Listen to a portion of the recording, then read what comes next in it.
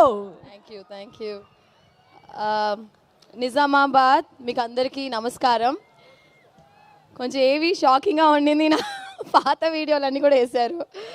చిన్నపిల్లగా రాజేంద్ర ప్రసాద్ గారితో ఒక cinema act చేశాను, రాంబంటూ అని. చిన్నపిల్లగా యాక్ట్ చేశాను. సో ఆ వీడియో కూడా చూస్తున్నప్పుడు చాలా సర్ప్రైజింగ్గా ఉండింది. సో చాలా సంతోషం మా సంక్రాంతికి వస్తున్నాం సినిమాలో భాగ్యం అనే క్యారెక్టర్ చేసినందుకు. అండ్ డెఫినెట్గా మీకు అందరికీ నచ్చుతుంది. ఈ సినిమాలో నాకు ఆపర్చునిటీ ఇచ్చిన అనిల్ రావిపూడి గారికి అండ్ మై ప్రొడ్యూసర్ దిల్రాజు గారికి, శిరీష్ గారికి అండ్ వెంకటేష్ గారికి అండ్ మీనాక్షి గారికి అండ్ నా all my entire cost crew. I think definitely ఈ సినిమా వచ్చే ఒక మంచి ఫ్యామిలీ ఎంటర్టైనర్గా ఉంటుంది.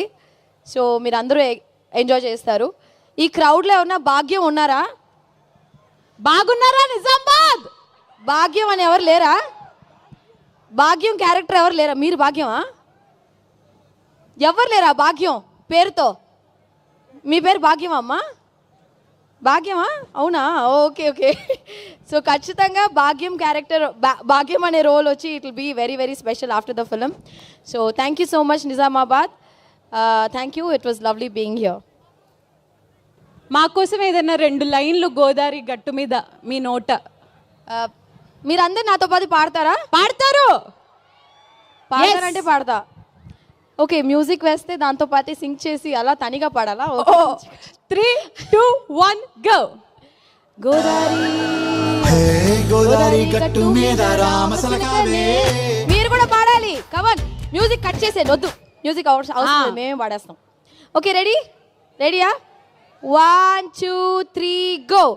గోదావరి గట్టు మీద రామసిలకనే టింగిరి టింగి టింగి గోరింట కెట్టుకున్న సందమామనే. సందమామ అనంట్రా. మీరే పాడాలి. పాడండి.